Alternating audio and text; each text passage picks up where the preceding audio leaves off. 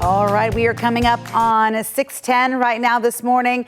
I really wish here we had that smell, but over where Shane is, it smells like pancakes, tacos, biscuits, catfish toes, all around downtown Austin. You can smell that. I'm sure it's permeating. Rodeo Austin is hosting the Cowboy Breakfast to celebrate the start of next week's rodeo, and hundreds of people can get a free breakfast at the Long Center. So Shane, I know you are making friends left and right, and it's not just food at the event. There are also activities to explore there, right, Shane? That's right. So all morning we've been talking about the food, the music, the petting zoo, but we want to talk about the other things that you can experience if you come out to the Long Center. Right now I'm introducing you to one of my newest friends. This is Cowboy Kelly. How are you doing this morning? Fine. Good to see you.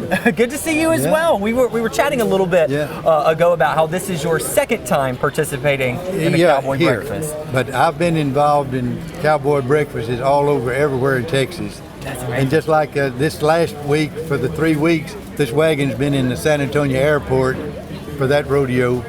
And then I'll be out at the rodeo coming up. The last part, talking to school kids, because I tell a lot of the school kids about the cattle drives that left from Texas here to went to Kansas. Because that was a big deal. That lasted for like 20 years. That's amazing. And so this is something unlike any of the other displays we've got here. So can you explain this is what the real expect? way that the cowboys would eat on the cattle drives, and they would have a big old breakfast and they would have a big old supper. And on these drives, they wouldn't go but like 15 miles a day, not 50, but 15 miles.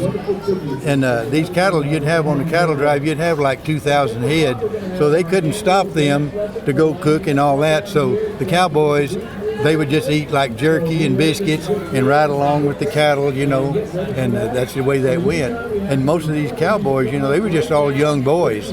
They wasn't old men like me. Now the cook was kind of like me, but the cowboys, they were just young guys, and so that's how that went. And then after like 20 years, everything started you get more barbed wire fences, and the trains started coming towards Texas, because they used to, the trains, the closest train that would haul, because these cattle were going to Michigan. The Armour Meat Company was buying all these Texas Longhorns, and that was the closest way you could get them, is you'd put them on a train, and like this Chisholm Trail right here that goes through Austin, it went to Abilene, Kansas.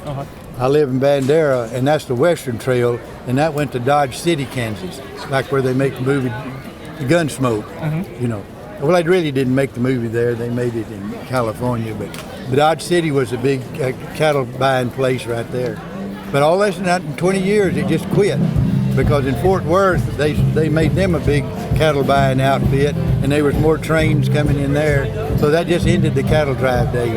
Well, what? Cowboy Kelly's you're keeping it alive, though. So if people come out here, they'll be able to. No, we do all this. They'll be able to enjoy it. So make sure that you try and visit Cowboy Kelly, my new friend here.